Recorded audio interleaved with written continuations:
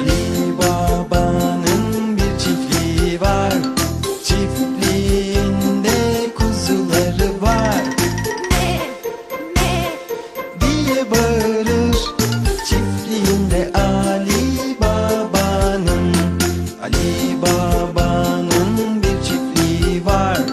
Çiftliğinde horozları var. Üfürü üfürü Diye bağırır çiftliğinde Ali Baba'nın.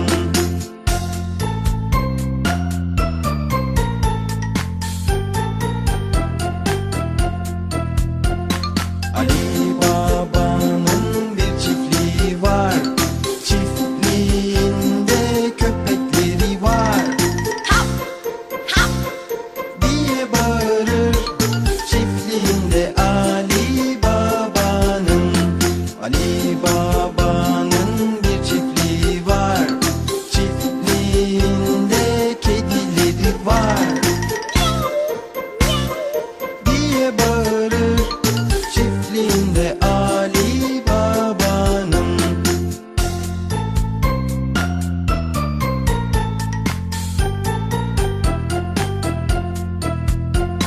Ali Baba'nın bir çiftliği var. Çiftliğinde inekleri var. Mo mo Diye bağırır çiftliğinde Ali Baba'nın.